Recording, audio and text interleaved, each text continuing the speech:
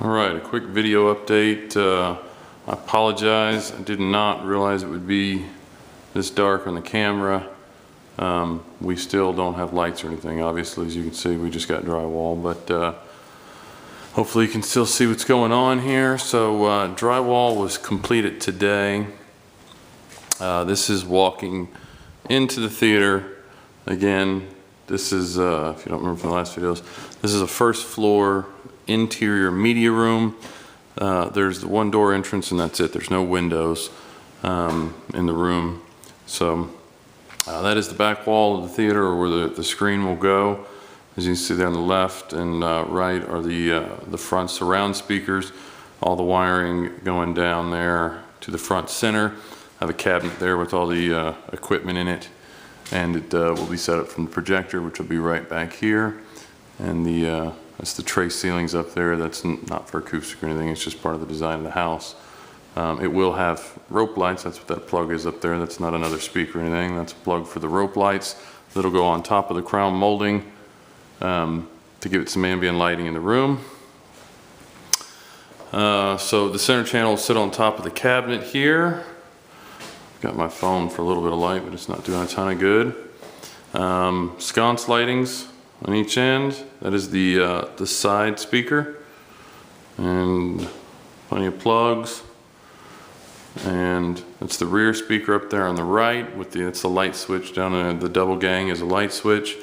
And then down there in the bottom right is the rear sub and power plug for the rear sub. Other side of the door, same setup. There's the rear surround and then sub and power plug outlet in the back. So I added the additional one on here. There was one in the back initially. I said, what the hell, went ahead and added a second one. So now I have the option of placement, or just 4 subwoofers that I can bridge into the 2 channels, front and rear, or just play around with the placement for whatever sounds best. And then on the wall, there's the side sconce lighting. So up here on the top, there is the back set of Atmos speakers there on each end.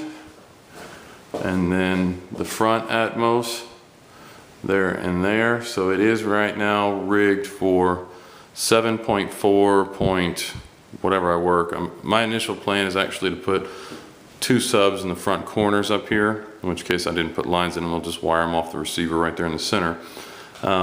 So technically I could probably run here up to 4 subs, so I could do 7.4.4. I don't think it's necessary. I'll probably just run 2 and just move them around until I see what sounds best for the room acoustics. So yeah, that's the completed room.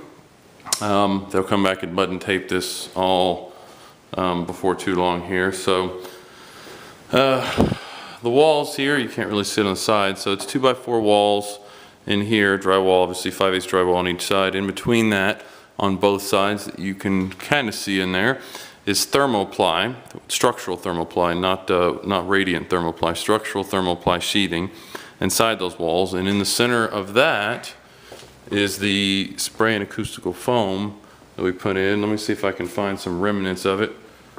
I posted the pictures there. This is the kitchen wall. Here, let me back up. This is the back wall of the kitchen. See, there's the oven vent, so the oven and things will be right there. The island will be right here. Stove, refrigerator, and all that on this side. But the theater is on the opposite side of the wall as that. You can come around here into, this is a little mudroom area. This is really dark, so you don't really see anything. Let me see if my phone light will do anything for it. This is the laundry room in here, but this is the back wall of the theater. So right around here, directly in front of me, actually about where that orange mark is in the ground you see, is where the wiring comes in. The center of the theater room's on the side of this wall where the wiring come in. So a sub would be over there in the bottom of this corner basically, and then in the bottom of this corner here next to this closet. So that's the screen side of that theater room is on the other side of this wall. So here's some remnants of the foam. Hang on 1 second before. There we go. So this is the actual foam here. As you can see, my camera will focus. the structure of it. This is 1 pound per cubic foot stuff. This piece right here is next to nothing. So there's no thermal protection based on this. You can see the size of the cell on this. There you go, that's a good thing. It's actually almost like styrofoam. I mean, it's got huge air pockets in it, and that's intentional. And those air pockets trap the sound and the vibrations and keep them from getting through. So the walls and the ceiling are packed with this foam.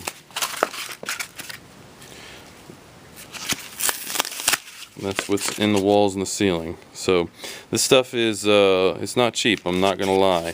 The room itself, from a board feet standpoint, which is considered 1 inch thickness, it's not cubic feet, but it's 1.5 actually, 1 inch thickness, and then the surface area of the walls and the ceiling, it's about 925 board feet. I used about 2,350 board feet of foam to fill the room.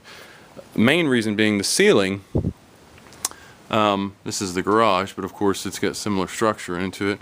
The ceiling joists, if you can see any of them, this is the only place they wouldn't be covered with drywall. So these are 2x6s up here because they're non-structural, there's nothing above them.